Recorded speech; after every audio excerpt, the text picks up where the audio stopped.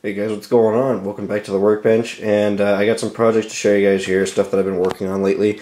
This is all some projects for myself. I've been on a little rolling stock buying spree here for this month. So I've put together a little budget, and I was able to go on eBay and pretty well sort out what I wanted. I was kind of mainly aiming for some tank cars this time around though, since that's still what I'm kind of trying to work on is my tank car fleet, particularly LPG cars and stuff like that. So I got a few tank cars here, but I also got some miscellaneous rolling stock kind of mixed in that I got for some really good prices. Most of this rolling stock cost about $15 to $20 a piece, which is pretty cool. So I definitely got quite a bit here, and I'll go ahead and show you guys some stuff here. First off, I got some Union Pacific box cars here. These are both Athearn models. One is, I forget what style boxcar this is, but they're two different boxcars here, as you can see. Now go ahead and start with this one, SP850128. I just weathered this one off of prototype photos and then added some graffiti, hand-drawn graffiti, stuff like that, all hand-painted. Really went into detail with this one. You can actually see, if you look at the side of the car, you can see the patches on the side from where they were repainted, and then over time more layers of graffiti got added to those patches. It's a common thing with Union Pacific box cars. They usually just get really heavily grimed up, then they get graffiti, then they patch them up, and then they get more graffiti. It's kind of a cycle with these box cars, so I modeled this one like that. So it looks pretty good. I added the safety stripes too, as you can see.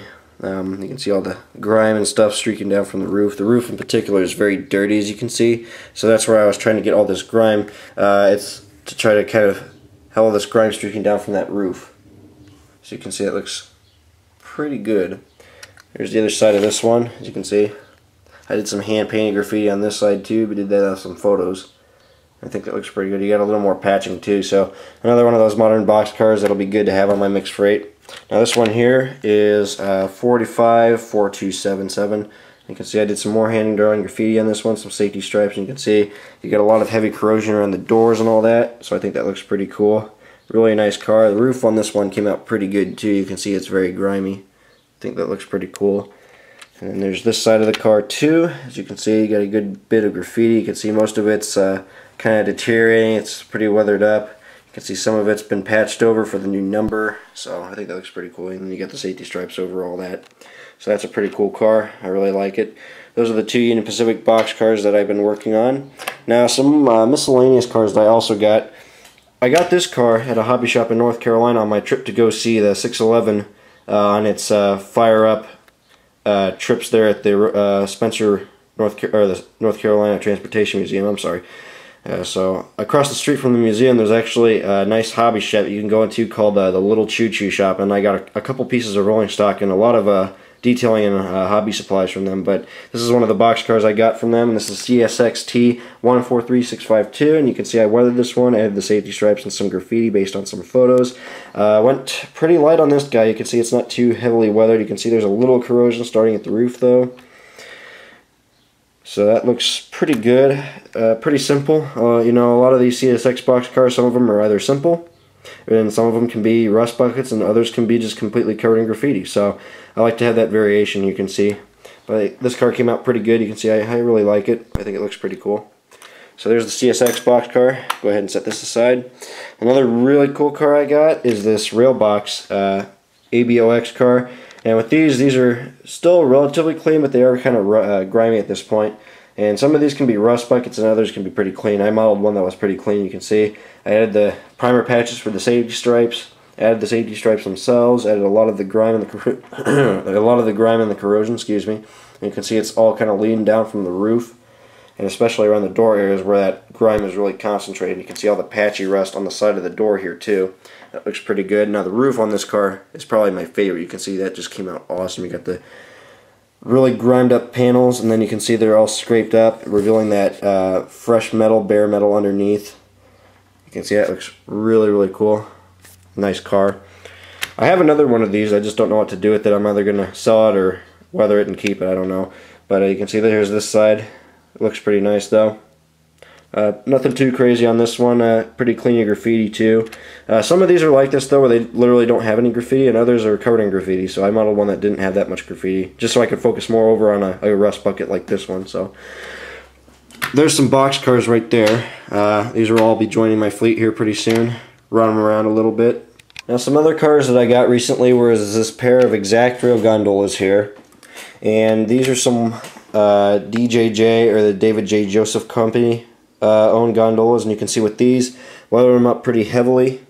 Added the burnt spots on the side, what I call burnt spots, where I think they torched the metal. Because sometimes these cars get pretty bent up from the inside, and you can see the sides will bow out. And what they do sometimes is they take a blowtorch, heat up the metal, and then basically take a hammer and beat it back inside. That way it's not bowed out. And then it kind of leaves this kind of rusty patch, as you can see. And there's quite a few of them on this particular car. So basically those are areas where dents were that they fixed, and the heat from the torch actually damages the paint, so that's what creates that bright orange rusty effect. You can see I added some patching to the car, some graffiti, safety stripes as always, and that's pretty much it on this side here. And then I added, of course, the scrap load to this one, since these are scrap cars. That's all the fine crushed, hand sifted scrap metal that I glued in place to a fake styrofoam core. So I think that looks really good, and these loads look really good once you add them to the car. So on this side here, you can see I focus more over on the graffiti. On this side, it's just some gang scribble, pretty common on these cars. You can see it's all over the side, just all over. You can see it looks really awesome. You got some safety stripes as well on this side, so it looks pretty good.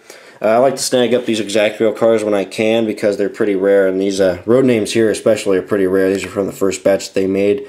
I don't think I'll be buying any more at this point, though. I think I have enough to say that I have enough for my gondola fleet, so I think that'll be about all for my gondolas. Like I said, I'm trying to focus more over on buying box cars and some tank cars right now. So here's the other one. You can see a little more of the same, about the same. You can see there's some graffiti, some safety stripes, weathering, of course. There's a scrap load on this one.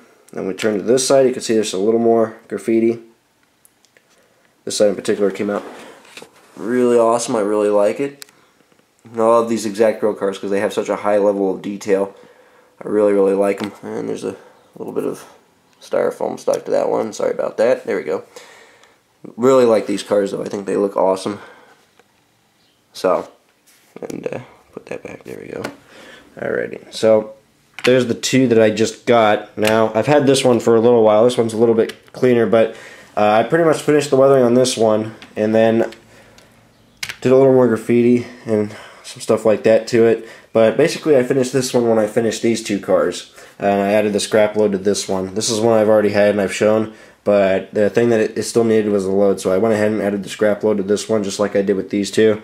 And so this one's ready to roll, and it looks pretty good, just like all the others. So here's my 3 Exactrail gondolas. Like I said, those will probably be the last few gondolas that I'll be buying for a little while.